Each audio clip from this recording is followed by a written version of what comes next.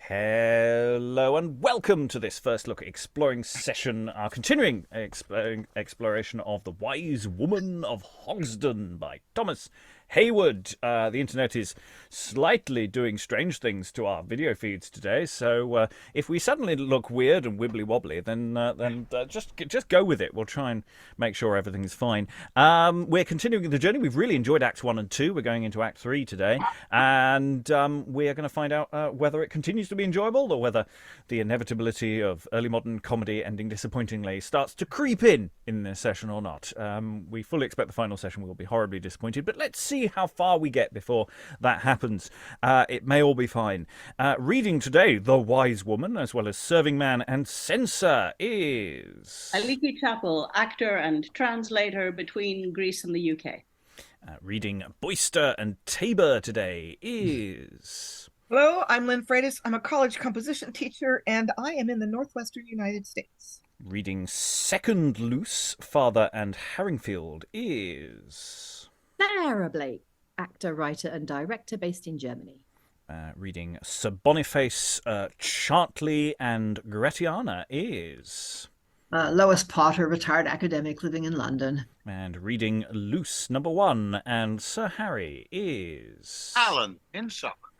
And I'm your host, Robert Crighton. I'll be reading stage directions. I may also jump in to read other people if the doubling doesn't work. I mean, it's actually interesting. Just know we weren't expecting quite so few readers today, but this is a play that actually is quite contained. Actually, I don't know how far the doubling would work overall, but there's some really nice potentialities for this text as well in terms of its scale, but we'll see how far we can scale it down once we get to the end of the text. Anyway, without further ado, we're going to go into Act 3, Scene 1. Enter the second Luce, which was Jack in woman's apparel. Because Luce, who was disguised as Jack, has now been asked to disguise herself as a woman. So yeah, and the wise woman is also in attendance. Jack, thou art my boy. Mistress? I'll be a mother to thee, no, mistress. Come, lad, I must have thee sworn to the orders of my house and the secrets thereof. As I am an honest lad, I am yours to command. But mistress, what mean all these women's pictures hanged here in your withdrawing room? I'll tell thee, boy, marry, thou must be secret. When any citizens or young gentlemen come hither under a colour to know their fortunes, they look upon these pictures, and which of them they best like, she is ready with a wet finger. Here they have all the furniture belonging to a private chamber, bedfellow, and all. But, Mum, thou knowest my meaning, Jack. But I see coming and going maid, or such as go for maids, some of them as if they were ready to lie down, sometimes 2 or 3 delivered in one night, then suddenly leave their brats behind them and convey themselves into the city again. Oh, what becomes of their children? Those be kitchen maids and chambermaids, and sometimes goodmen's daughters, who, having catched a clap and growing near their time, get leave to see their friends in the country for a week or so. Then hither they come, and for a matter of money, here they are delivered. I have a midwife or 2 belonging to the house, and one Sir Boniface, a deacon, that makes a shift to christen the infants. We have poor, honest, and secret neighbours that stand for common gossips. But dost thou not know this? Yes, now I do. But after becomes of the poor infants? Why, in the night we send them abroad and lay one at this man's door and another at that, such as are able to keep them. What after becomes of them we inquire not.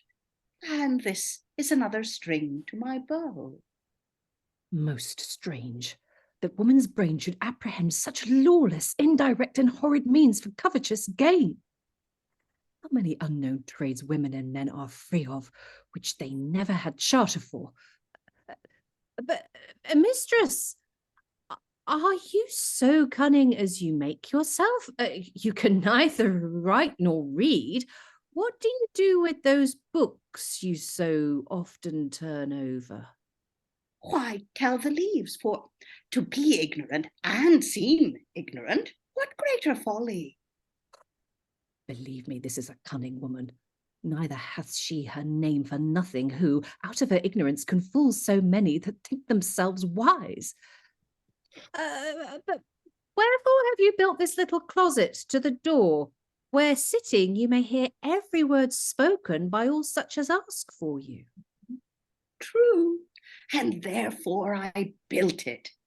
If any knock, you must to the door and question them to find out what they come about, if to this purpose or that.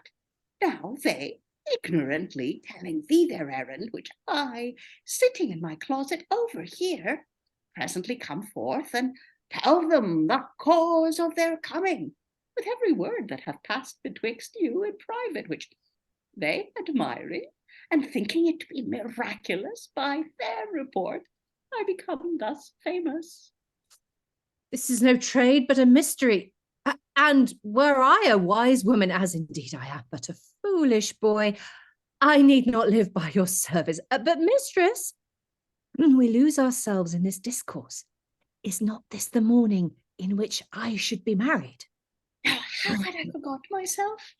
Mistress Luce promised to be with me half an hour ago, but masked and disguised, and so shalt thou be too. Here's a black veil to hide thy face. Against the rest come. Enter Sir Boniface. Sit tibi bona dies, salus et quies. Into the withdrawing room, Sir Boniface. Without any compunction, I will make the conjunction. And exit Sir Boniface. Now, keep thy countenance, boy. Fear not me. I have as good a face in a mask as any lady in the land could wish to have. But to my heart, he comes or he comes not. Now am I in a pitiful perplexity till I see the event of all. No more Jack now, but Mistress Luce. I warrant you, mistress, that it happens so luckily that my name should be Luce too, to make the marriage more firm. Enter Chartley, disguised and in a vizard. My honey, sweet hag. Where's Luce? Here, sweetheart, but disguised and veiled, as you are visited. But what's the reason we are thus hoodwinked? No discovery of yourselves for a million. There's Sir Boniface within, shall he blab who you are? Besides, there's a young heir that hath stolen a lord's daughter from the court, and would not have their faces seen for a world. Can you not be content to fare well and keep your own counsel? See yonder, here they come. Enter at several places, Boyster visited and Luce masked. Gramercy, my sugar candy sweet trot. Mum, no more words. If the great heir and the young lady be so dainty of their complexions, they shall see my sweet Luce. We can visit it with the best of them. Luce number one. Gentlemen, by the wise woman's description, should be Master Chartley.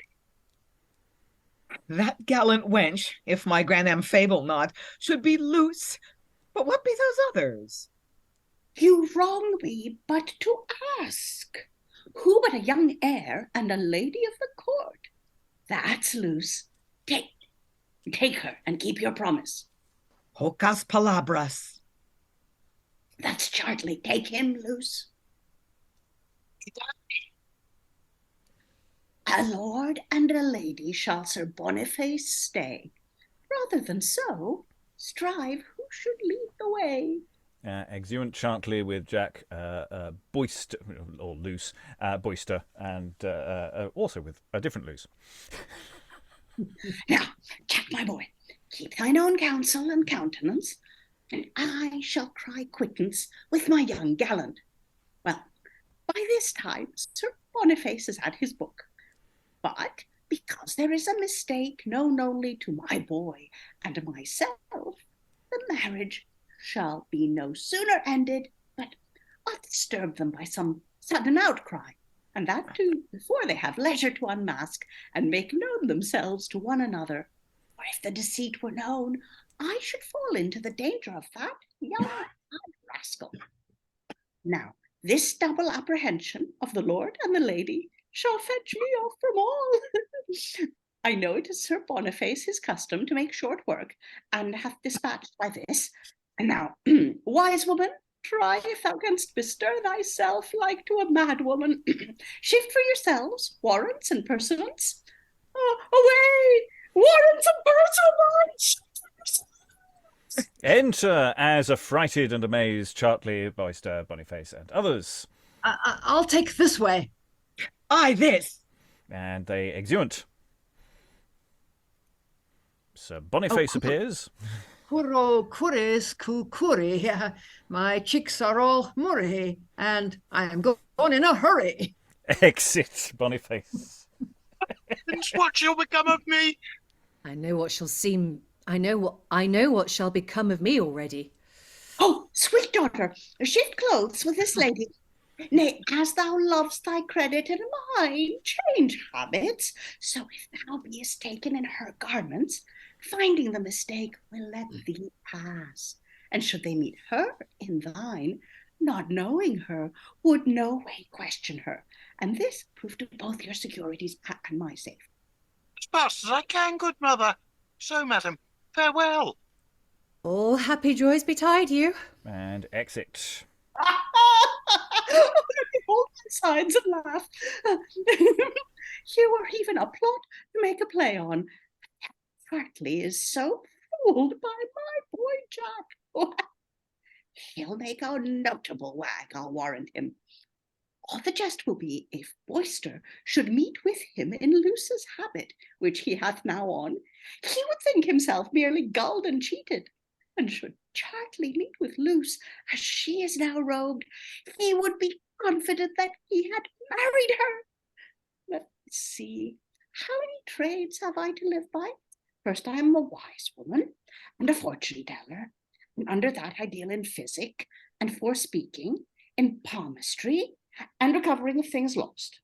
Next, I undertake to cure mad folks.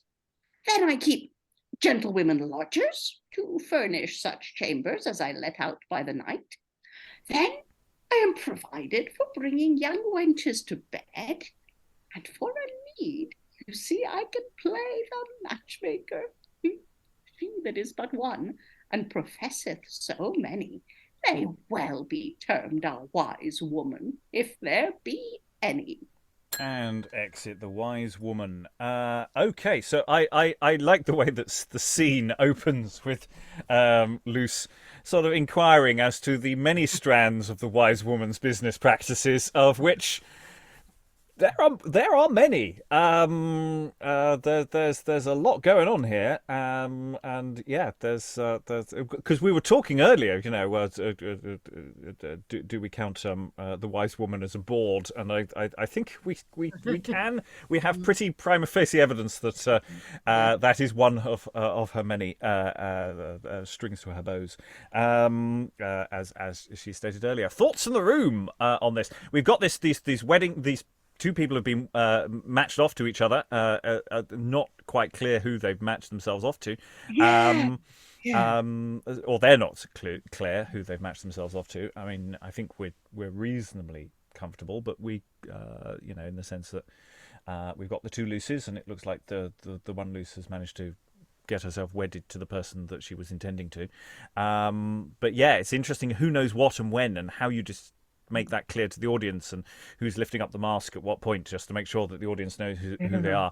And that thing. Lynn, did you want to leap in? I was actually having a little bit of a hard time following and thinking I need the visuals on this. Like, did the matches that the wise woman planned actually happen? So the goldsmith's daughter, the merchant's daughter, marries Boyster, and the gentlewoman marries Chartley. Did that actually happen? That looks to be the pairing off. Yeah. I mean, it happened in the other room, so who knows what. I mean, and also, frankly, would you trust anyone being married by Sir Boniface? I mean, if they end up consummating them, then they're stuck. But and a tiny point, just for the super early modern nerd, I noticed that when a couple comes in, the man is visited and the woman is masked. So there's a distinction between those two articles. Like a woman's like the black velvet mask that protects her from the sun, and like a theatrical mask is a visitor. So evidently those are two different artifacts. Yeah, I've never really thought of it that way. I've always thought of it. So maybe it's just a weird quirk of this text, and it actually isn't that distinct. Sarah, you were waving earlier. That I think were you? And then Alan. Yeah. No, I'm just really intrigued by what Lynn's just said, though. Yeah, like maybe it's the difference between like a soft mask and a, like a structured. I don't know. I've no idea. Anyway, yeah, I think I was just going to say that I think if this was on stage, I think it would be clear. I think it would be clear what was going on. I agreed with you, Lynn. I had to kind of keep my wits about me to work out what was going on while we were reading that. But I think actually on stage, when you've got the people there, it would be kind of obvious. And I'm wondering if you could actually, you could maybe stage this so that the room was actually, maybe just sort of set back, or there was an arch or something, so you could actually see Sir Boniface intoning or miming in the background, and the couple's there to, gauze wall with gauze. Yes, absolutely. I'm also thinking that speech of the wise woman's, that soliloquy of the wise woman's, is there's maybe some room for Rob, you need to turn yourself off and on again. Oh yeah. There's maybe some scope there for breaking the fourth wall and doing some stuff with the audience, a bit of clowning, a bit of just to actually make that spiel go on for longer. So there is more of a sense that they are actually, there has been time. I know she does say, oh, he's very quick when he marries people, but like I really get the sense that the actor playing this would really want to play with the audience at this point. And I was just also wanted to say how much I loved that scene, because it was kind of ghastly. Those descriptions, they were making my skin crawl a bit, but they were so good. And it's just so fantastic to see a role like this for a woman, and for an older woman.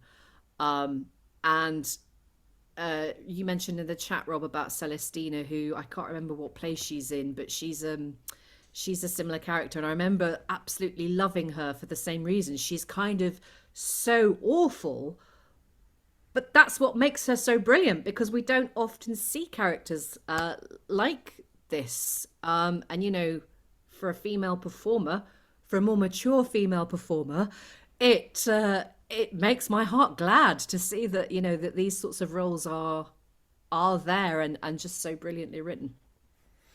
Yes, so Celestina appears in Callisto and Meloby, which is a sort of adaptation. It's a bit of a lengthy text from Spanish, of which there is a later full translation, which at one point we will do. It's kind of a play, but it's also a book. It's written in dialogue form, but it is incredibly long, and it's not really fully dramatic in its presentation, but it's sort of epic and wonderful in many ways, and we will get around to that translation at some point.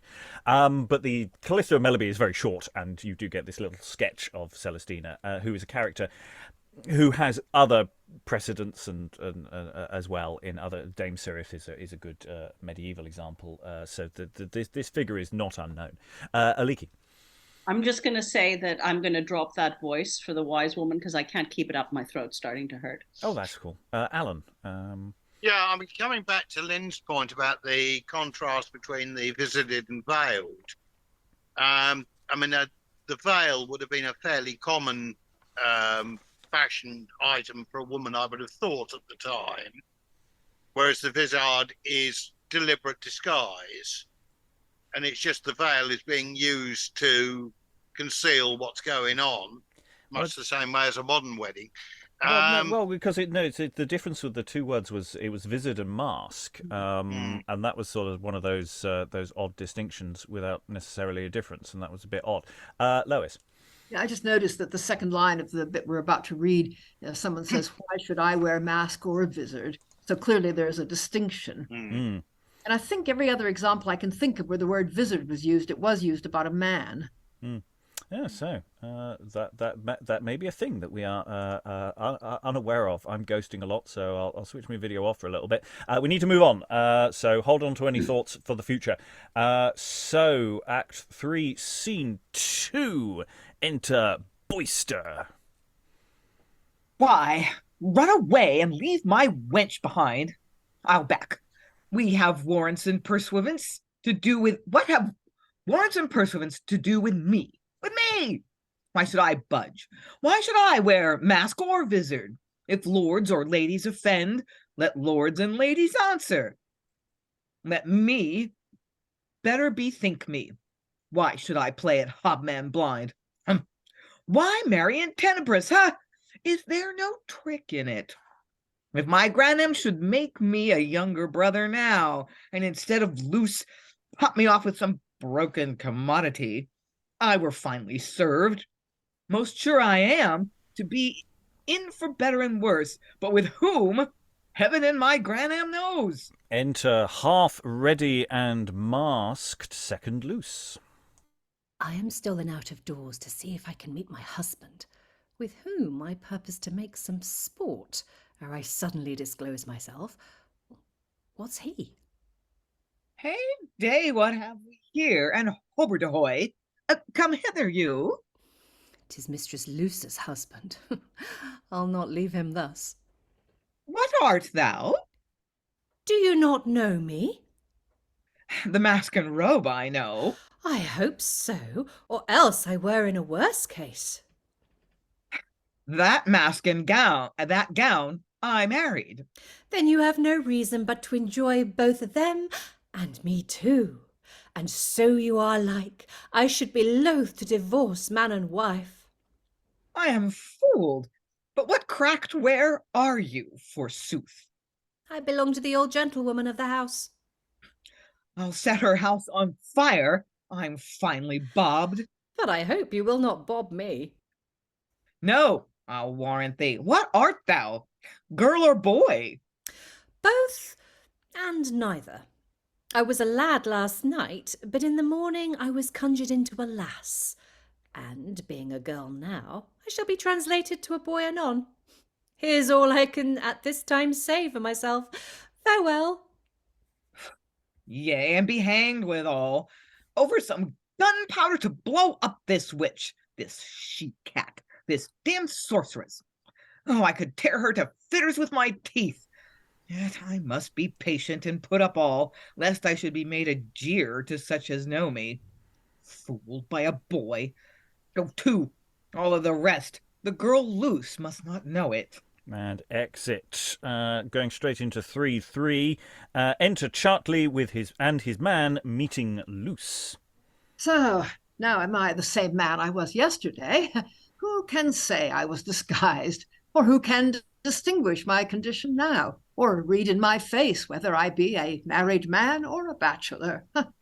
Who's that? Luce? Sweet husband, is it you? The news? Yes, I've frightened him in days. What's become of the lord and the lady? The lord fled after you. The lady stayed, who, masked and half unready, ran fast after a poor frighted husband. Now all's quiet. The storm is then well past, and now convey yourself home as privately as you can, and see you make this known to none but to your father. I am your wife and servant. Exit Luce. This name of Luce hath been ominous to me. One Luce I should have married in the country, and just the night before a toy took me in the head, and mounting my horse I left capons, ducks, geese, poultry, wildfowl, father and bride and all, and posted up to London, where I have ever since continued bachelor, till now. And now... And enter Gratiana in haste, not to be confused with Luce, with Chartley, who's just speaking now, a serving man before her and Tabor after her. Sorry, Lois. It's awkward doubling. Yeah, sorry. Nay, on, I prithee, fellow, on. My father will wonder where I have been visiting. Now, what did I forgot? Tabor, there's money. Go to the goldsmith's. Bid him send me my fan and make a quick return. Fellow, on. Her fan at the... Oh, sorry. Her fan at the goldsmith's. Now, I had forgot to ask her his name or his sign, but I will after to know. Sarah, go call me back that serving man and ask him what's the gentlewoman's name. I shall. Ho, you, friend, you. Who's that calls? 'Twas I. Your business. You should be one, though not of my cognizance, yet of my condition. I, a serving creature, as I take it. Pray, what's your will with me? Pray, sir, what might I call that gentlewoman on whom you are attendant?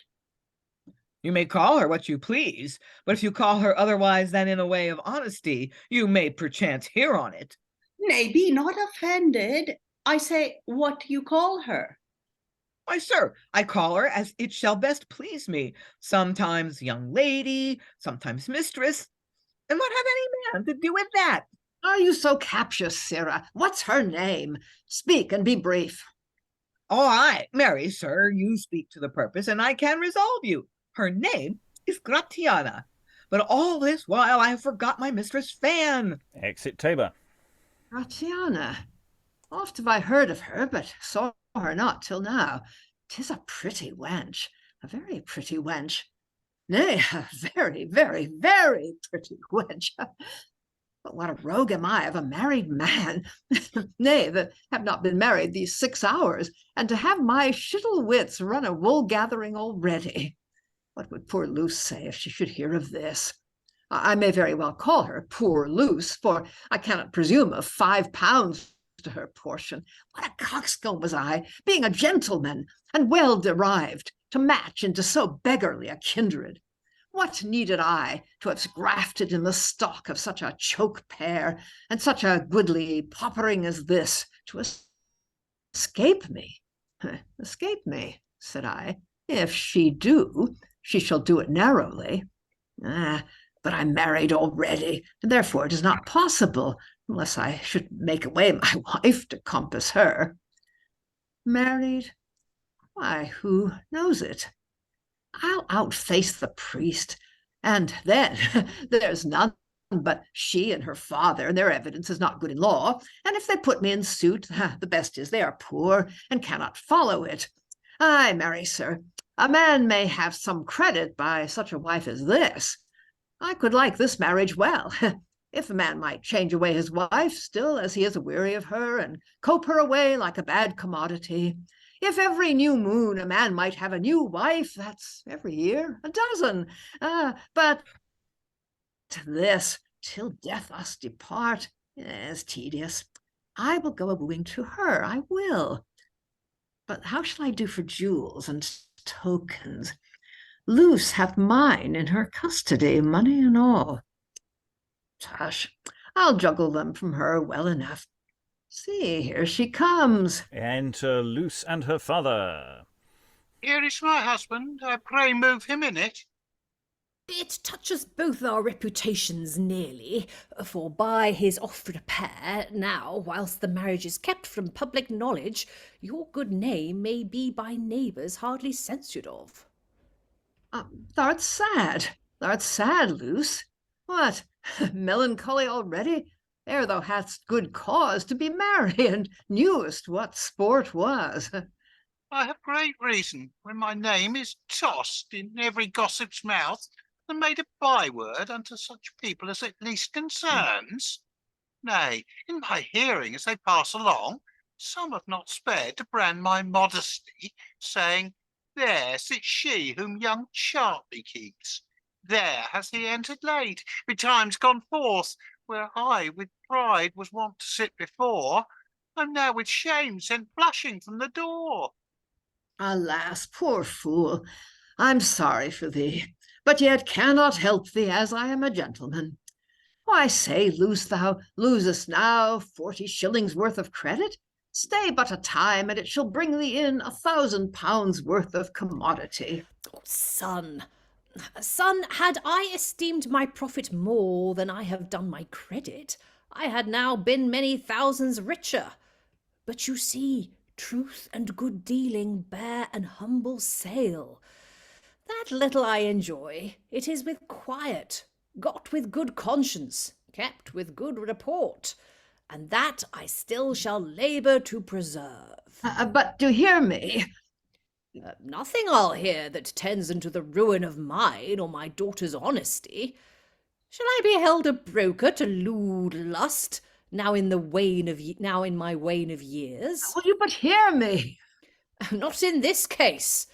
I that have lived thus long, reported well, esteemed a welcomed guest at every berth and table there respected, now to be held a pander to my daughter, oh, that I should live to this. But hark you, father. A bawd to mine own child? Father. To my sweet Luce? Father. Deal with me like a son, then call me father. I that have had the tongues of every man ready to crown my reputation, that the hands of all my neighbours to subscribe to my good like, and such as could not write, ready with palsy and unlettered fingers to set their scribbling marks. My father-in-law. Thou hast a mother, Luce. 'Tis woe with me to say thou hast, but hast not. A kind wife and a good nurse she was. Had she lived to hear my name thus canvassed and thus tossed 7 years before she died. I had been a widower 7 years before. I was. Heaven rest her soul. She is in heaven, I hope. Why, so now, these be good words. I knew these storms would have a shower, and then they would cease. Now, if your anger be over, hear me. Well, say on, son. Stay but a month. 'Tis but 4 weeks. Nay, 'tis February, the shortest month of the year, and in that time I shall be at full age, and the land being entailed, my father can disinherit me of nothing. Is your spleen down now? Have I satisfied you? Well, I see you choleric, hasty men are the kindest when all is done. Here's such a wetting of handkerchiefs. He weeps to think of his wife. She weeps to see her father cry. Peace, fools. We shall else have thee claim kindred of the woman killed with kindness. Well, son, my anger's past. Yet I must tell you, it grieves me that you should thus slight it off. Concerning us, no such a dear degree, in private be it spoke. My daughter tells me she is both a wife and maid. That may be helped. Now, Luce, your father's pacified. Will you be pleased? I would endure a quarter's punishment for thee, and wilt thou not suffer a poor month's penance for me? 'Tis but 28 days, wench. Thou shalt fare well all the time, drink well, eat well, lie well. Come, one word of comfort at the latter end of the day. Yours is my fame, mine honour, and mine heart, linked to your pleasure, and shall never part. Gramercy, wench. Thou shalt wear this chain no longer for that word. I'll multiply the links in such order that it shall have light to shine about thy neck oftener than it does. This jewel, a plain Bristow stone, a counterfeit. How base was I that, coming to thee in the way of marriage, courted thee with counterfeit stones? Thou shalt wear right or none. Thou'st no money about thee, Luce? Yes, sir. I have the £100 that you gave me to lay out last. Fetch it. Let me see. How much branched satin goes to a petticoat? And how much wrought velvet to a gown? Then for a beaver for the city, and a black bag for the country. I'll promise her nothing, but if any such trifles be brought home, let her not thank me for them. Re-enter Luce with the bag. Ah, gramercy, Luce. Nay, go in. Gravity and modesty, 10 to 1, but you shall hear of me ere you see me again. I know you kind. Impute my hasty language unto my rage, not me. Why, do not I know you, and do not I know her? I doubt you'll wish shortly that I had never known either of you now. Now, what sayest thou, my sweet Luce? My words are yours, so is my life. I'm now past for yourself, so made by nuptial vows. What a pagan am I, to practice such villainy against this honest Christian. If Gratiana did come into my thoughts, I should fall into a vein to pity her. But now that I talk of her, I have a tongue to woo her, tokens to win her, and that done, if I do not find a trick both to wear her and weary her, it may prove a piece of a wonder. Thou seest, Luce, I have some store of crowns about me. There are brave things to be bought in the city, cheap side in the exchange, and afford variety and rarity. That's all I will say now, but thou mayst hear more of me hereafter. Exit Chartley. Heaven speed where you go, sir. Shall we in? Though not from scandal, we live free from sin. I'll in before. And exit Luce and father. Isn't Chartley a shit? Wow. Yeah. I mean, it's like Gratiana just walks by in the scene, and he just goes, "Oh, it's that photo, the meme, isn't it? It's the Yeah. just looking over the shoulder, and but it's full of interesting detail. It's full of interesting business. The stage direction I failed to read for the father was he wipes his eyes. You know, he goes into this passion, and Chartley just goes, "You done? Excellent, right." Yeah. And the father's speech is quite funny. Yeah. I mean, this thing, Chartley is this con man who, you know, he just does these things and wins people over. And of course, there is that sort of delight for the audience of watching someone do that. One hopes, therefore, he will get his comeuppance. One is slightly worried that we will not get there. So we shall see. And I'm always slightly dubious of when, you know, it's fine for you to put callbacks and quotes in your plays, but when you're calling back and quoting your own play, I sometimes worry about that. You know, when he throws it, "Oh, you claim kindred to the woman killed with kindness." In 2 weeks, come see us. Yeah, is that in rep at the time? Anyway, Lynn, then Sarah. Yeah. One thing is that hope springs eternal. I think I'm going to be disappointed, but Chartley has like little tiny hints, scraps of a conscience. Oh, what a pagan am I to practice such villainy against this honest Christian. I really shouldn't be doing this. This is wrong. I know this is wrong. I mean, it's a little bit of a sense of what's right and wrong, and a sense that he's doing wrong. I really shouldn't be doing this. So maybe that will develop further. People make miraculous changes in drama because it's drama. But you know, it's Heywood, and Heywood always lets me down. But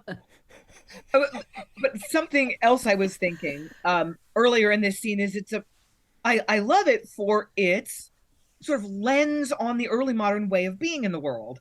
That you know, the father's emphasis about reputation, and he has to live among his neighbors, and the fact that and this sort of metaphor he uses about people's signatures, and even people who don't write will sign a piece of paper with their mark on my behalf. So it's like people will do business with me because they know I'm an honest man. My ability to function in my community depends on what people think of me. And that's something that I think is slightly foreign to us. In our culture, we pretend that we don't care what people think, and it's a lie. But it's sort of fashionable to pretend you don't care what people think of you. You know, and the daughter's reputation absolutely determines whether or not she can function in society. And so, and relationships are transactional. It reveals that again. So, I mean, I just really like it as that kind of artifact of what that way of being in the world and what that system of values was, and it's somewhat different from ours, or it's different from what we pretend ours is. Yes, the weight of an oath, the weight of your word is much more important then. It is a sliding element of the society of the time. It's the problem of people being untrustworthy, of saying one thing and doing something else. In a society that's becoming more fluid, it is a lot more of a problem, or increasingly becoming a problem. So this is maybe talking to that on some level. Sarah and then Aliki. Yeah, my thought kind of ties together what Lynn was just saying with what you were saying, Rob, because like I can see how Chartley is meant to be, the sort of that kind of classic confidence trickster that we kind of, how's he gonna pull this off then, that we're supposed to enjoy. But it's kind of undercut by what Lynn was just saying, and also by the fact that he's a gentleman. He's a gentleman, and these people are not. Now, the one thing I've been wondering about is the fact that Heywood's made the father a goldsmith, because I tend to associate goldsmiths with having money. And we've been told over and over again that these people have no money. So maybe he's just a really bad goldsmith, or maybe, he has just, he says in these speeches, he hasn't really thought about profit. He's been more interested in the credit of his character than he has in the credit in his till. And those speeches of the fathers, they are very funny, but they're also really endearing, I think. I'm finding this father massively endearing as a character. I found him really funny yesterday with all the kind of, mishearing, when he was talking to Sir Boniface. But this is actually making me really kind of love him. And so that whole thing of Chartley being this kind of con man who, we're supposed to admire, for his quick wits, and is he going to get away with it, and let's have fun seeing how he does it. It's not, I don't think that's what this play is doing, because partly because of the class discrepancy, which is just making me go a bit icky, and I don't know if it would have done it to an audience at the time, but I'm certainly like, this is not an equal power balance here. You've got this young guy who is going to, eventually come into money, whether he's got any or not, and you've got this kind of man who has built up his reputation over years and years, and it's so important to him, and he's got this cherished daughter, and it's just like, that imbalance is kind of a bit sick making. And then the fact that actually Chartley does actually seem to know what Lynn was saying about how he does seem to know what he's doing, that kind of makes it worse. Yes, I was going to say that doing a bad thing, knowing it's a bad thing, isn't a good thing. So I don't know. I don't know if we're being set up. Maybe we are. Maybe it is going to be super disappointing, and he is just going to end up marrying Gratiana, probably, or who? Oh no, because he's already married to second Luce, who frankly deserves a lot better. But like, I don't know. He might not get he might turn into the hero, but he might not, because there are things going on in this play that I would not expect if we were supposed to actually really, be rooting for him. Anyway, Aliki and then Lois, and then we'll move on. So a slight disagreement. I think the father who was mishearing Sir Boniface is the other father, Gratiana's father. Sir Harry. Yeah. We have met this father earlier, but only briefly. Sorry. Yeah. I got confused. I'm a bit surprised that this is going on with this one, because in the earlier scene, he was up for this trick, or at least was persuaded into it.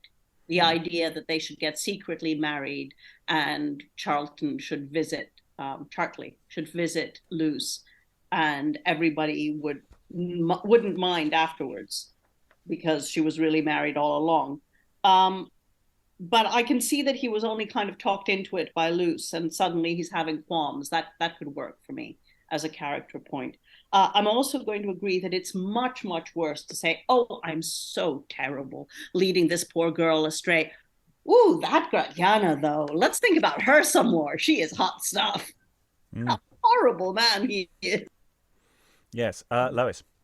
Yes, I'm pretty sure we're not meant to be admiring Chartley. I mean, he really is so awful. And also because Heywood is sympathetic to citizens. I mean, this is fairly close to the situation in Edward IV with, Jane Shore and Edward IV, and that sense that these, gentlemen, I mean, in this case, it's, aristocrats and very powerful men. But here, Chartley, by virtue of being a gentleman, is getting away with murder, really. And I'm sure that Heywood has no intention of our sympathizing with this guy, but that doesn't mean that he won't get some nice girl at the end.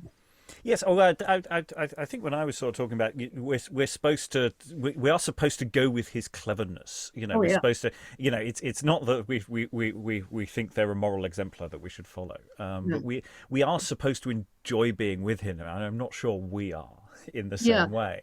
Yeah. Yeah, I mean, things like this, oh, good heavens, give me all that fake jewelry that I gave you a while ago. I'll replace it with some really good stuff, and then he goes off with all her jewels. I mean, really, it's funny, but it's awful. Yeah, and it is a classic sort of bait and switch con as well, isn't it? I've given you lots and lots of stuff, so I've got to be honest. Can I have that stuff back and some of your stuff as well? Yeah, it's fine. I'll get it back later. Look, I'm obviously good for it. And we see that in coney catching and other kind of material on stage as well. So anyway, we must carry on. We've got one little more scene of this act. It's very short actually, so we'll just briefly look at that. Act 3, Scene 4. Enter Master Boyster. I am still in love with Luce, and I would know and answer more directly. Fie, this love. Hangs on me like an ague. Makes me turn fool. Coxcomb and ass.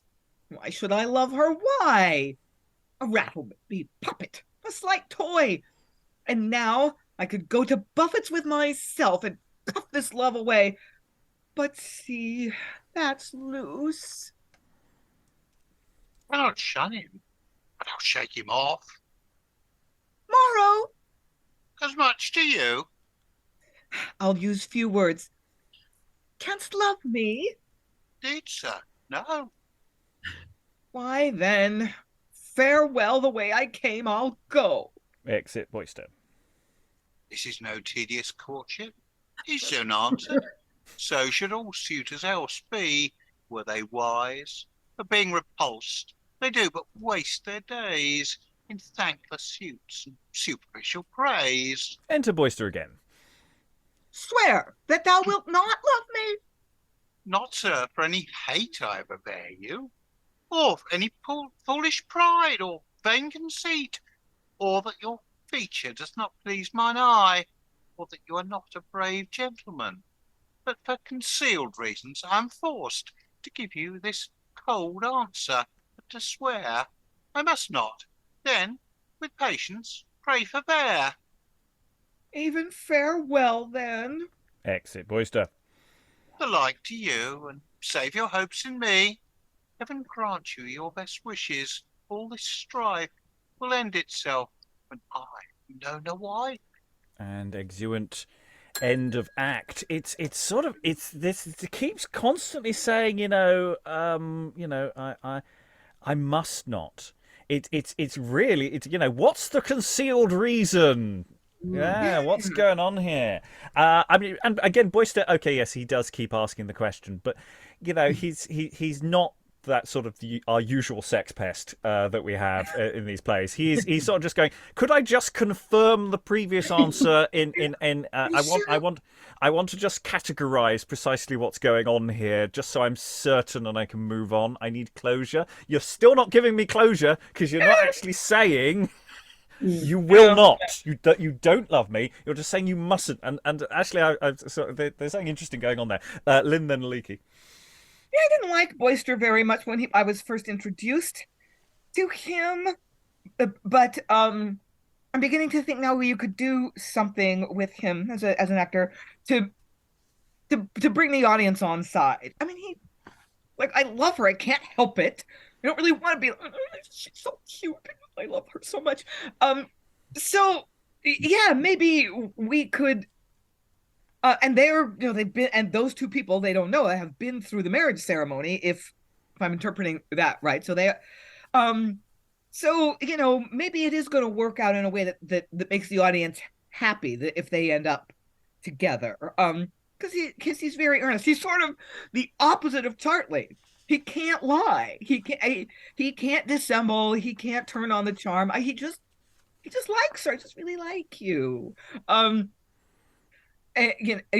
So he's unsophisticated, which is and that sort of cleverness and sophistication and charm is something we're typically asked to admire in drama. He's kind of a simpleton, but he's got this nice little potential bit of one man, two governors business here. I could go to Buffett's with myself and cuff this love away, and sort of da ba-da, ba-da, ba-da, and then immediately sees Luce and goes, oh. And, it's very so performy. Chartley's the consummate grifter, faker, and poor Boyster, he just doesn't have a dishonest bone in his body. So that's a very clever contrast that the playwright has set up. Aliki, then Lois, then we'll move on. And I wonder if the playwright has set us up in that way, because he showed us a lot of Chartley's cleverness at the beginning. We could see that he wasn't a good person, but his charm was foregrounded. And we only really saw Boyster being inarticulate, whereas now, as Lynn says, there's a certain puppy dog charm about him. Lois. Oh God, I forgot what I was going to say. Never mind. Okay. Well, that was Act 3. A slightly more wibbly-wobbly act. I mean, it did have its sort of centre, but we were talking structurally last time. We were really liking the structure. This act has sort of got a few more cogs in motion. It's spinning a few more plates. It's that sort of middle part of a play. The question of where does one put an interval starts to arise in my modern question. But we're going to go into Act 4 and see what that gives us. Act 4. Scene 1. Enter Sir Harry, Master Haringfield, Gratiana, with others. I'm satisfied, Master Haringfield, touching your friend, and since I see you have left his dangerous company, I limit you to be a welcome guest unto my table. You have always been noble. Tabor, what's the news with thee? May it please the right worshipful to understand that there are some at the gate who dance a turn or two without and desire to be admitted to speak with you within. The scholar, is it not? Nay, sir, there are two scholars, and they are spouting Latin one against the other, and in my simple judgment, the stranger is the better scholar and is somewhat too hard for Sir Boniface, for he speaks louder, and that is ever a sign of more learning. He hath also a great desire to serve your worship. 2 scholars? My house hath not place for 2. Thus it shall be. Tabor, admit them both. We, though unlearned, will hear them 2 dispute, and he that of the 2 seems the best read shall be received, the other quite cashiered. In that you show but justice. In all persons merit should be regarded. And enter Tabor ushering Sir Boniface and Sencer. Sencer is disguised like a pedant. This is the setup plot from the last session. Venerabilis magistri, absint vobis capistri. Et tu, Domine Calve, iterum atque, iterum salve. Amo amasa mavi, sweet lady, heaven save ye. This approves him to be excellent, but I thank my breeding, I understand not a word. You tongue men, you whose wealth lies in your brains, not in your budgets, hear me. Be it known, my house affords room for 1 schoolmaster, but not for more, and thus I am thus resolved. Take you that side, gentle Sir Boniface, and sir, you possess you that. He of you 2 in arguing proves the best. To him will I subscribe. Are you agreed? Nec animo, nec corde, nec utroque. No more of that neck corde, noble knight. He wishes you neck corde. Think of that. The cord about my neck, Sir Boniface. Speak. Do you use me well? Domine cur rogas. I'm sorry if it's me, my page disappeared and I've had to reload it.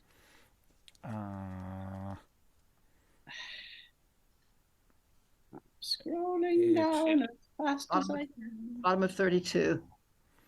Yeah, we got actually just briefly while we paused. We got a line coming up in bold below. I think it's Sir Boniface. It's the one that's Sir Boniface question mark. It should be, but I haven't been able to double check whether it is or not. So certainly fits in context. Yeah. Yeah, it makes sense that way. I'm almost. Oh, it's still gone. I'm sorry. Should have downloaded it. Okay, text's now aligned. We'll go from "Cord About My Neck" from Sir Harry. A cord about my neck, Sir Boniface. Speak. Do you use me well? Domine cur rogas. Is this to be endured? To call a knight cur, rogue, and ass? I find myself abused. Yet patience, good Sir Harry, and hear more. Pray, Sir Boniface, of what university were you of? I was student in Brazen Nose. A man might guess so much by your pimples. And of what place were you? Petrus dormit securus. I was of Sir of Peter House. Sir Boniface? I'm confused. Yeah, no, there's something wrong here. So no, that okay. So yes, we are. Sir Boniface. So that first bit, I think the Sir Boniface must be the prefix. Is actually the space prefix. So it should be Sencer, Petrus, Domit Securus, and then Sir Boniface onward. Right. Sorry, we're just sorting out some minor textual questions that we should have done in advance. Shall we go back? Yes, can we go from a man might guess so much by your pimples, I suspect. A man might guess so much by your pimples. And of what place were you? Petrus dormit securus. I was Sir of Peter House, Sir Boniface. Natus eram in Wexford. Now we go to Sir Boniface. No. Oh, I see. That Sir Boniface is the speech prefix. Yeah. Yeah. Okay, I got it. Shall we go again? Yes, let's. Again. A man might guess so much by your pimples. And of what place were you? Petrus dormit securus. I was Sir of Peter House. Natus eram in Wexford, and I proceeded in Oxford. Est mihi bene nostrum, thou wouldst say, in Gotham. For my part, Sir Harry, I can read service and marry quae genus et flexum, though I go in genus fustian, scapellum et carta. I was not brought up at a plough and cart. I can teach qui mihi, and neither laugh nor teehi, said as in presente, if your worship at this present, iste, ista, istud will do me any good, to give me legem pone in gold or in money, piper atque pauper, I'll deserve it with my labor. But when you go to dispute... Nominativo hic prediculus, his words are most ridiculous, but tu, thou, qui, the which, deridest those that be rich, consterue hanc sententiam, construe me this sentence, est modus in rebus sunt certi denique finis. Est modus in rebus, there's mud in the rivers, sunt certi denque finis, and certain little fishes. I warrant you, he had his answer ready. Boni. He'll give you more bones than those to gnaw on, Sir Boniface. Cartere mosotropos polyphilate phile poetatis, tes logices reton, on elastiche sophon. That's as much to say, in our materna lingua, I will make you, Sir Boniface, confess yourself an ass in English, speak open and broad words for want of Latin, and denique instruct me to resolve such questions as I shall ask you in our modern tongue. Confess him an ass. Speak obscene words after entreat thee to resolve thy questions. Do that. Possess the place. Dido at dum, no more words, but mum. Noble Sir Harry, numquam sic possit? Sir Boniface is sick already and calls for a posset. No wonder being so threatened. You, Boniface, decline me. I am no after the first conjugation. Amo, amavi, vocito, vocitavi, titubo, titubavi. I am not the preceptor to a pupil, but can decline it. Mark, Sir Timothy, I am a no. Bene, bene. I am an ass? Most true, vos estis, ut ego sum testis. That what he confessed is as true as the pest is. This scholar works by magic. He has made him confess himself an ass. Per has meas manus vir tu es insanus. I'll make him fret worse yet, Sir Boniface. Quid est grammatica? Grammatica est ars. I find no more of these words, good Sir Boniface. Attend again. Proceed me with this verse of Reverend Cato, si Deus est animus. Nobus ut carmina dicunt. Quotha, out on him for a beastly man. I would not have him teach my children so. More than worse. Oh, but Reverend Sir Harry, you must so body. I'll never be so bawdy whilst I live, nor any of mine, I hope. Oh, propria quae maribus. Aye, Boniface, it is those marrow-bones that make you talk so broadly.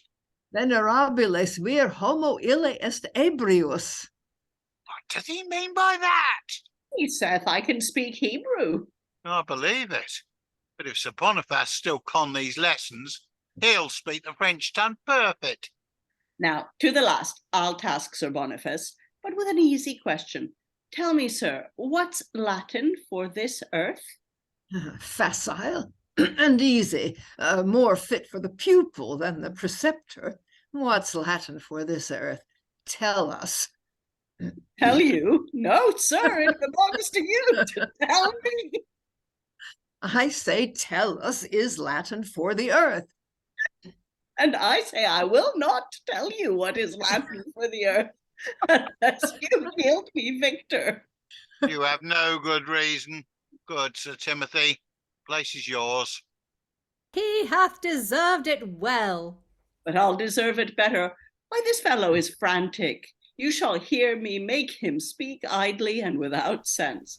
I'll make him say his nose was husband to a queen. He whispers to Sir Harry. Sir Timothy, not possible. He will not speak for shame. That you shall hear. Master Boniface. Quid iis, Domine Timothy? Who was Pasiphae's husband, Queen of Crete? Oh, who knows not that? Why, Minos was her husband. That his nose was. Did I not tell you so? I say that Minos was. That his nose was. I'll not believe it. Sir Boniface, they're a brace of angels. You are not for my turn. Sir Timothy, you are the man shall read unto my daughter the Latin tongue, in which I am ignorant. Confess yourself an ass. Speak bawdy words, after to talk idly. Hence away. You shall have my good word, but not my pay. Opus est usus, Sir Timothy, you abuse us. I swear by a noun, had I thy hose down, qui quod, I would so smoke thee with the rod, illa illud, till I fetch blood.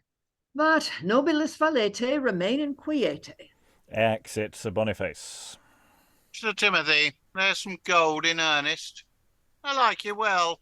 Take unto your tuition my daughter Gratiana. The news, Tabor. Enter Tabor. Another gallant noble, sir, that pretends to have business both with you and my mistress.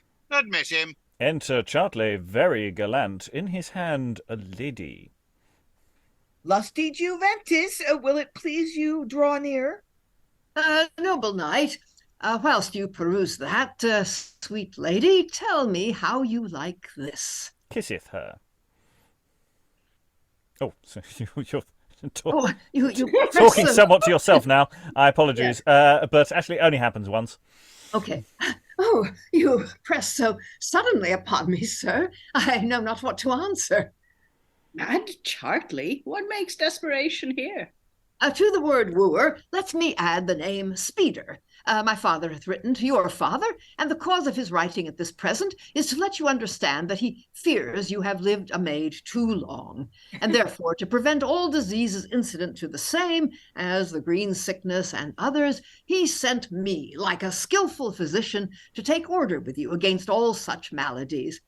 If you will not credit me, list but how fervently my father writes in my behalf. My only son, and she, I take, as your only daughter. What should hinder then? To make a match between them. Well, 'tis good. I like it. I will make her jointure £300 a year. How say you by that, sweet lady? £300 a year, and a proper man to boot. All's good. I like it. Welcome, Master Chartley. Thou, Gratiana, art no child of mine, unless thou bidst him welcome. This I presume to be your father's hand? I'll be sworn he never writ it. And this is seal at arms? Or else I understand it very poorly. But, lady, in earnest of further acquaintance, receive this chain, these jewels, hand and heart. Refuse no chain nor jewels, heart nor hand, but exchange these. Bestow thyself, thine own dear self, upon him. Myself on him, whom I till now ne'er saw? Well, since I must, your will's to me a law. Nay, then 'tis time to speak. Shall I stand here waiting like a coxcomb and see her given away before my face? Stay your hand, Sir Harry, and let me claim my promise. My promise I'll perform, Sir Timothy. You shall have all your wages duly paid. I claim fair Gratiana by your promise. No more Sir Timothy, but Sencer now. You promised me when you received my service, and with your liberal hand did wage my stay, to endow me freely with your daughter's love. That promise now I claim. Mere cozenage, knavery. I tied myself to no conditions in which such guile is practised. Come, son Chartley, to cut off all disasters incident to these proceedings, we will solemnize these nuptial rites with all speed possible. Farewell, good Sir Timothy. Farewell, learned Sir Timothy. Very exuberant. Why, and farewell, learned Sir Timothy, for now Sir Timothy and I are two. Boast on, brag on, exalt thyself. Swim in a sea of pleasure and content, whilst my bark suffers wrack. I'll be revenged. I'll cry vindicta, for this I scorn. Next time thou gorest, it must be with thy horn. And exit. This scene is doing a lot of stuff. There's a lot of stuff going on here. Yes, so since we had the plot set up in the last session of a Sencer trying to get into the household so he can claim Gratiana, and we set up the Sir Boniface as a character for that as well. And we have a scene with Latin jokes that are actually funny. You do not need to know any Latin because that's the joke. You just need to know that some Latin can sound rude and or confusing. And my nose is a very, very nice one. I really liked my nose. I mean, I liked some of the other ones as well, the ruder ones as well, because hey. But there was some really nicely done. So and I think you can get even more mileage out of that with rehearsal and play and really, really digging into it and making sure the puns land. It's tell us. No, tell us. Oh, it's such a simple gag. Alan. Yeah, I think actually it might have flowed slightly better, because I think, looking back on it, that dispute between the two alleged scholars is all in short lines, whereas it's actually in the script we've got written as run-on text, or much of it is in longer lines, and I think it's short, sharp phrases. There's a lot of rhyming in there. There's a lot of quatrains in there that I think might have made the rhymes more obvious, and I think there's almost a punchline on each rhyme. Yeah, you know, you're almost waiting for the sort of boom tish. Lynn, then Lois. It's a rap battle. Yeah. Lois.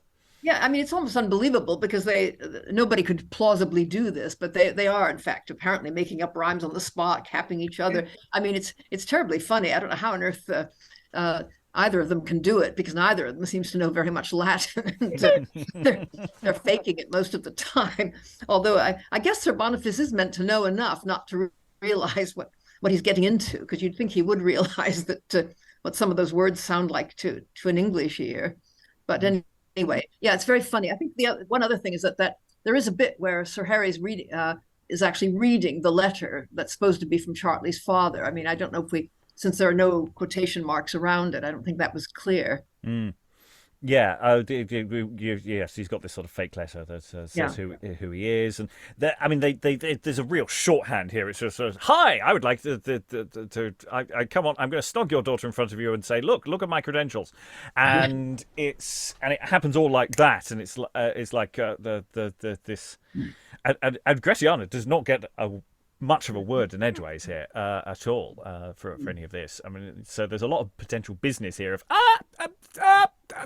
acting to be going on, and people being, again, the physicality of this text, or the potential for physicality in this text, is really quite large, and I'm not sure that's necessarily automatically, you know, the playwright isn't giving voice to characters. I think sometimes it's to deliberately give potential.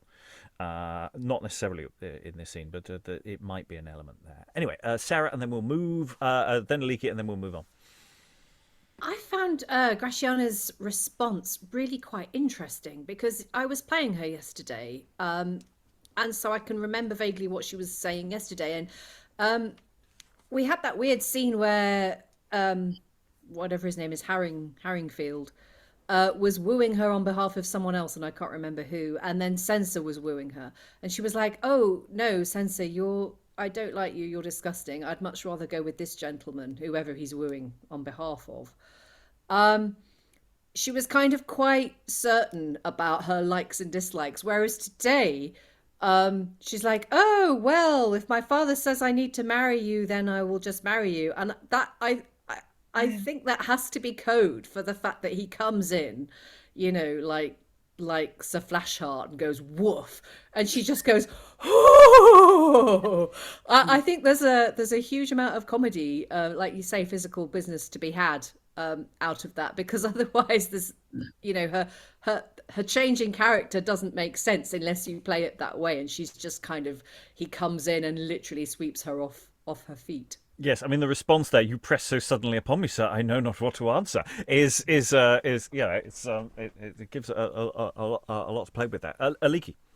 I'm just going to argue that Sencer is the better scholar, because he knows a little bit of Greek, which I nearly missed. It was not being in Greek characters, but I got enough of those double O's to know that it was Greek. Okay, we've got one more scene to do this session in Act 4, and we're returning to the wonderful world of Boyster, and I will ask someone to read Joseph. Sarah, could you read Joseph? I think you can. I don't think there's a problem with that. Okay, so enter Master Boyster.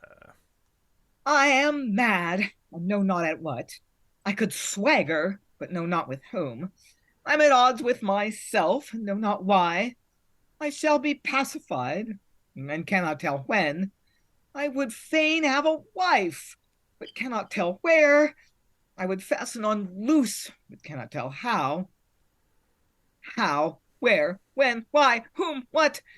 Feeding sure makes me lean and fasting fat. Enter Luce and Joseph. Not all this while one sees me. His occasions perhaps enforce his absence. His occasions. Unless he find occasion of new love, what could enforce such absence from his spouse? Am I grown foul and black, since my espousals should not seem so? The shop is daily customed with store of chapmen, such as come to cheapen love. Oh no, I am myself. But Chartley, he is changed. You know that gentleman. Escape him if thou canst. He cannot. I arrest... Oh, sorry. He cannot. I arrest you. At whose suit? Not at mine own, that's dashed. I love thee not. Thou art a Spaniard, gypsy, a mere blackamoor. Again, I say, I love thee not. A blackamoor? A gypsy? Sure, I'm changed indeed, and that's the cause. My husband left me so. This gentleman once termed me beautiful. How look I, Joseph? As well as air you did. Fat, fresh and fair. You lie, boy. Pocket that, and be gone. What shall then become of my mistress? I'll wait upon your mistress. I know you will not wait on such a gypsy. Yes, Luce, on such a gypsy. Boy, Abi. Abide, sir, you need not fear that I shall have no purpose to leave her. Now you are going to the wedding house. You are bid to be a bridemaid, are you not? What wedding, sir? Well, whose? Why, Chartley's. Luce hath been thy friend so long, and would not bid thee to wait on his bride. Why look'st thou red and pale, and both, and neither? Mr. Chartley's bridals?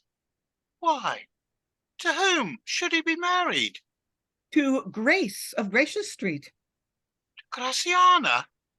Beshrew you, sir, you do not use me well, to buzz into mine ears these strange untruths. I tell you, sir, 'tis as impossible that they two should match, as earth and heaven to meet. You'll not believe it. Pray then, hark within, the nuptial music echoing to their joys. But you give credit to no certainties. I told you but a tale, a lie, a fable, a monstrous, notorious, idle untruth, that you were black and that I loved you not, and you could credit that. And after that awkward segue into casual racism, let us hope the scene takes a different turn as enter Sir Harry and Haringfield, Chartley leading Gratiana by the arm, Tabor and attendants. There are some clashes. Good luck. Who's tell truth now? Know you that man, and know you that fine virgin, whom by the arm he leads? I'll not endure it. Heaven give you joy, sir. I thank you. Luce. Look to the maid. And she faints. Rather important stage direction for me to read there. So, Look to the maid. Boyster held her up. Oh, that surely, yeah. Grace, come not near her, Grace. Father, keep off. Gentlemen, apace. She's troubled with the falling sickness, for oft hath she fallen before me. If it be no otherwise, on, gentlemen. Let those with her strive to recover her. Keep off. The disease is infectious. If it were in a man, it were nothing, but the falling sickness in a woman is dangerous. Enter Luce's father. My t'other father-in-law, now shall I be utterly shamed. If he is sure to know me, I'll outface him. Son, you're well met. How, fellow? Oh, I cry you mercy, sir. No harm done, friend, no harm done. Exeunt. If he could not but have known me there, yet he was wondrous like him. How cheer you, Luce? Whence grew this passion? Pardon me, sir. I do not know myself. I'm apt to swoon. Now the fit is past me. I thank you for your help.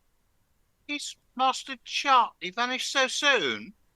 Yes, and to supply his place, see where your father comes. He hath not such a suit. Besides, this gallant led by the arm a bride, a lusty bride.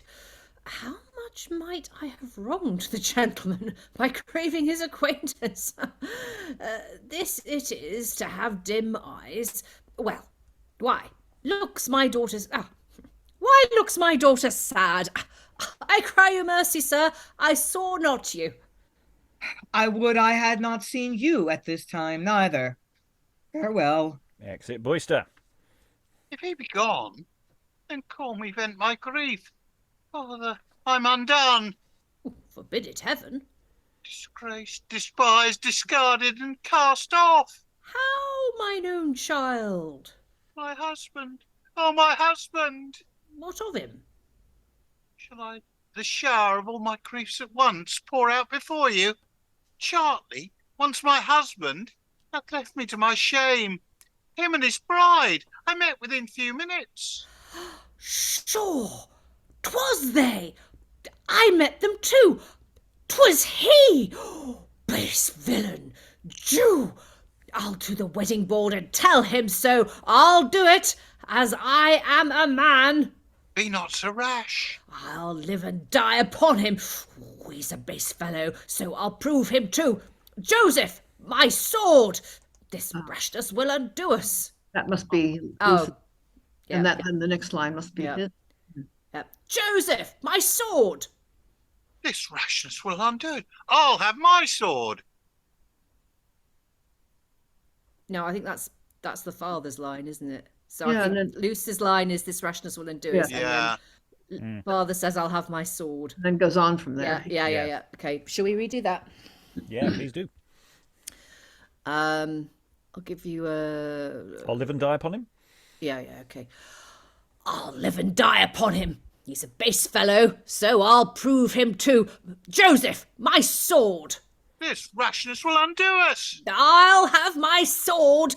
It hath been twice in France and once in Spain, with John a Gaunt. When I was young, like him, I had my wards and foins and quarter blows, and knew the way into St. George's Fields.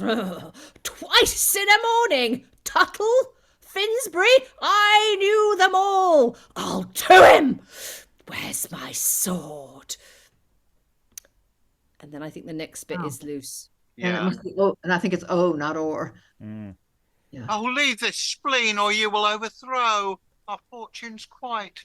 Let us consult together what were best to do. I'll make him play at leapfrog. Well, I hear thee. I cannot prove our marriage. It was secret, and he may find some cavil in the law. I'll to him with no law but Stafford law. I'll ferret the false boy. Nay, on, good Luce. Part of your spleen, if you had changed to counsel, we might revenge us better. Well, I hear thee. To claim a public marriage at his hands, we want sufficient proof.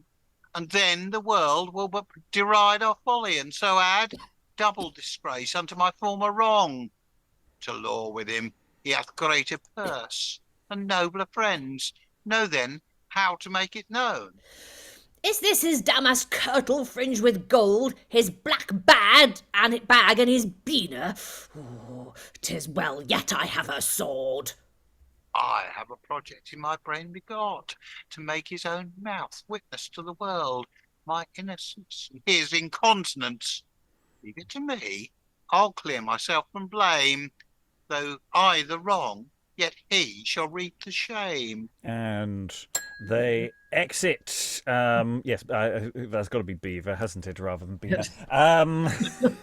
Yes, we were doing so well yesterday. There's a lot of unforced errors have come into the script today, but we battle on, as well as, yes, we are very much the equal opportunities racist in this text today, because we have the whole Black Beauty standard stuff going on there, and we're also just randomly anti-Semitism as well. So, we're apologies for that.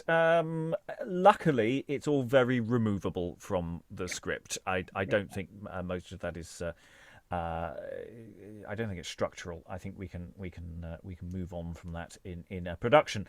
It's would require a little bit of rewriting in places, but I think that's very doable. Otherwise, we have some chickens potentially coming home to roost here. He's gone off and actually married her. He's actually gone off and married. Previously, is it just breach of promise, or is it actual? Did he actually marry them? I mean, I suppose there are witnesses, so technically he's married to 3 people now. Whoa. Okay, there were masks, but and I can't remember what second Luce actually said in her initial monologue. But it does seem like technically he is actually a proper Yapaka bigamist here. Lois. Yeah, it's really interesting, that marriage situation, because what I was going to say earlier was that Boyster knows that he's not married. I mean, he knows that he's married a boy, and therefore there is no marriage. And that's one reason why he keeps pestering Luce. I mean, it would be I think he would think it immoral to do so if he were married. On the other hand, obviously, Chartley doesn't know. Thinks that he is married. Probably is married, although I think it really depends a bit on Sir Boniface, whether he is a legitimate clergyman or not. I mean, he seems like such a dodgy character. So it's still possible that he might get out of that one. But quite clearly, he has tremendous obligations to all 3 women. And as long as Gratiana can keep this marriage from being consummated, she can get out of it and marry the guy she really seemed to be interested in, who has said practically nothing in this play, but perhaps that makes him virtuous.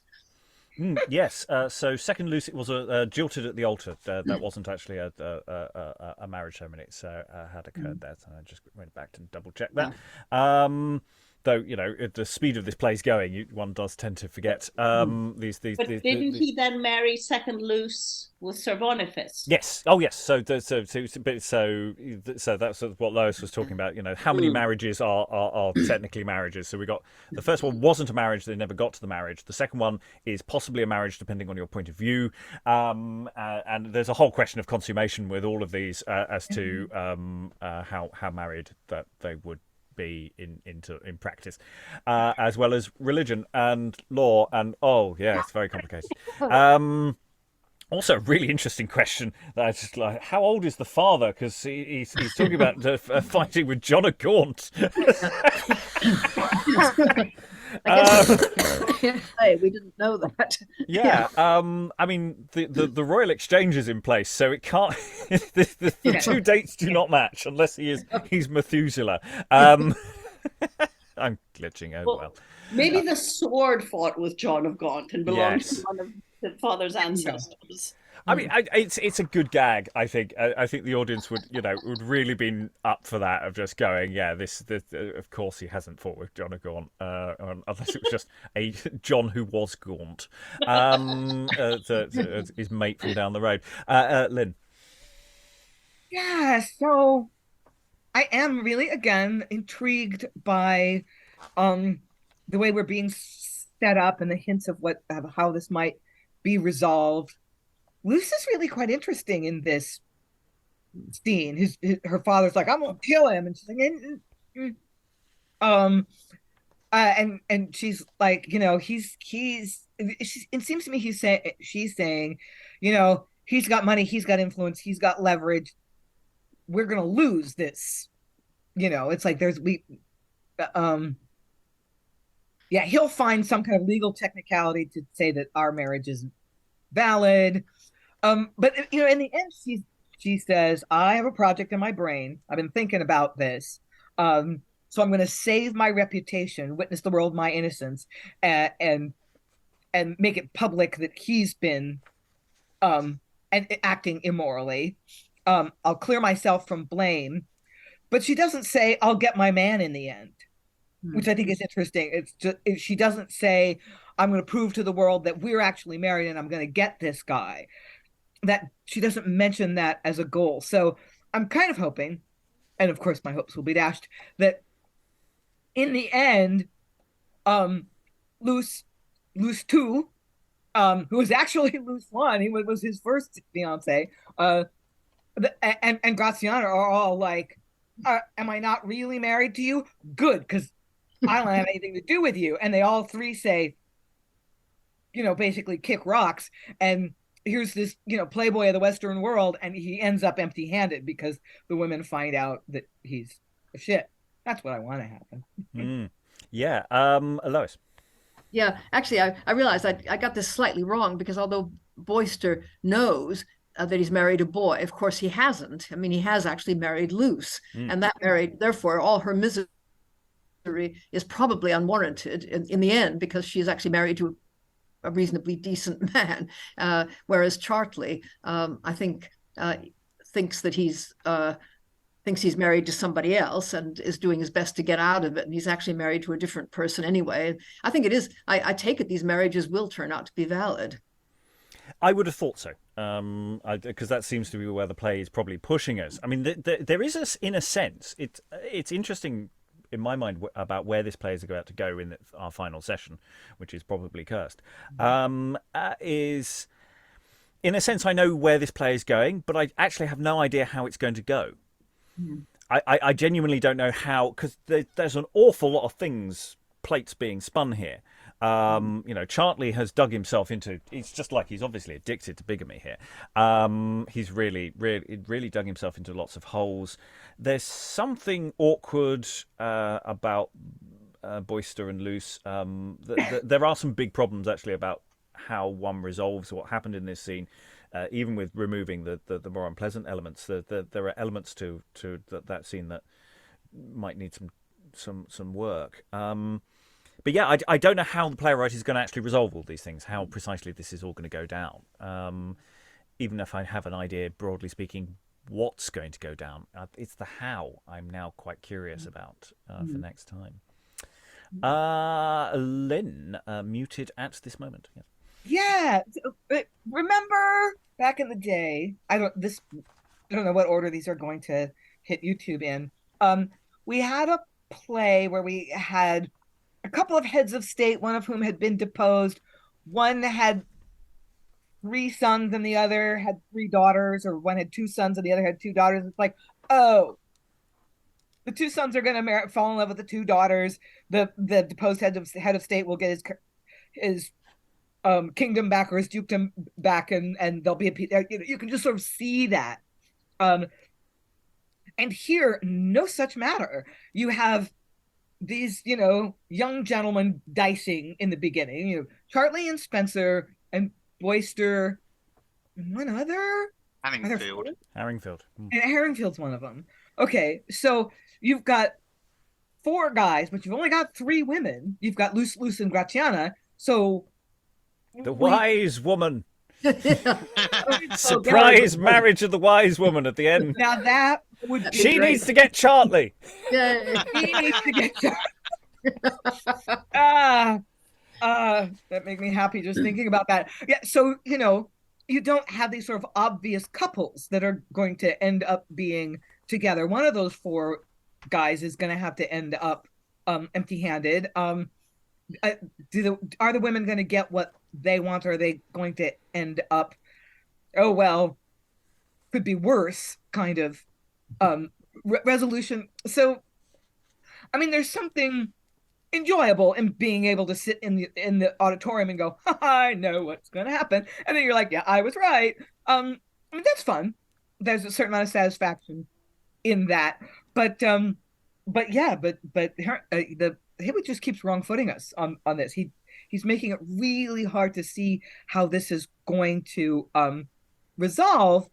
And I really want it to resolve in a reasonably satisfactory way. I just kind of don't see how that's going to work. Okay, time for final thoughts. Sarah, do you have any final thoughts about the play overall so far? I enjoyed today. I didn't enjoy it as much as yesterday, but there were some truly standout moments. All that Latin rhyming, I just I can imagine just crying in the audience if I watched that happen on stage, because if it was done well, it would be one of those scenes that everyone would remember for years and years to come, I think. But I just put in the chat, I have a feeling in my bones that this is not going to go well. I would love it to work out the way Lynn suggested, with Chartley ending up empty-handed, or even better, ending up with the wise woman. That would just be if I was writing this play, that would be how I ended it. But I don't think it's going to go that way, and I think I might be proved wrong. I hope I am, but I just have this sinking feeling of dread about where this is going to go that is, I think, beginning to mar my enjoyment. I think if we were reading this play 2 years ago, when I wasn't so cynical and battle-hardened by reading so many early modern comedies, I think I might have enjoyed today better than I am actually enjoying it, because there is a lot of really, really excellent stuff in here. But curse of the final session, I can just feel it. I can feel the clouds gathering in the sky. Well, I feel we should be sharpening our dramaturgy pens for the final act, or the final scene, at least. But who knows? Who knows? It may all do interesting, different things. But yeah, I think also, I mean, in terms of actually enjoyment of this session, it's not quite so tidy a dramaturgy as the previous two acts. The previous two acts were sort of quite self-contained. Each individual scene was moving the plot on in a relatively neat way, whereas this is a little more diffuse. It's not bad, but it's not quite so we've sat down and enjoyed 2 units of action, one after the other, bish bash bosh, because we've paused midway through Act 4, so we're sort of the momentum. This is where stopping and starting kills the momentum. And slightly takes the heat out of the play. Whereas yesterday we only had 4 scenes to look at, and they were really good scenes, and they really functioned. Whereas this, you have a scene that's interesting, but it's not necessarily a perfect unit of scene. So I think about these things sometimes. Lois, any final thoughts? Well, it is a really cleverly constructed plot, though. I mean, the wise woman has a motive for conducting the wedding in this crazy way and scattering everybody afterwards, and getting the 2 women to change clothes so that nobody knows what she's done to them and they don't get mad and attack her. And then this creates enormous amount of confusion because Boyster thinks he's married somebody that he hasn't married, and I mean, the men are wrong about who they've married.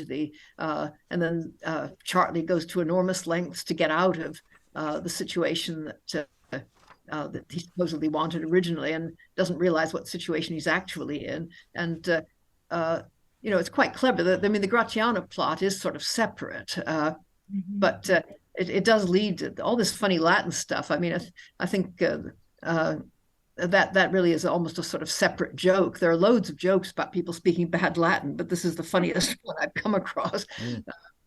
And it's all. And then the fact that Chartley is pursuing Gratiana as well. I mean, it is remarkably coherent, actually. I mean, everything is tied together, mainly through Chartley's philandering, of course. Yeah, and yes, we do have a very detachable, perfect little Latin scene there. I mean, you don't need to know the context. It's just I'm interviewing 2 Latin people for my daughter. You could lift that out and honk that down, and we'd still get the jokes. And it works very well. So yeah, definitely commending that one to the house. Aliki, any final thoughts? Oh, muted at present. I really disagree, I really agree with everyone so far. The Latin I absolutely loved. I don't think I've laughed that hard at one of our setups in a very, very long time. It's just a delightful scene. I'm very cross about the racism, but I'm glad we can cut it out. And I'm just hoping we don't have to cut anything else out, because so far this has been, I think, my favorite comedy we've done, or one of my favorite comedies. I think it's eminently performable, and I really want to perform it. I'm already thinking strategies for the disappointing final scene. So I haven't read it. I just know it's coming. Lynn, any final thoughts? The endings are hard, but endings are really important.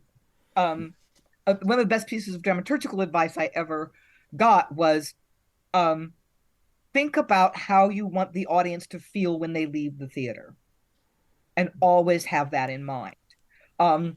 So, and it's a comedy. I want the audience to feel satisfied when they leave the theater. I kind of don't want them to feel uncomfortable and dissatisfied. There are plays where that's what you want to happen, but I don't feel like this is one of them.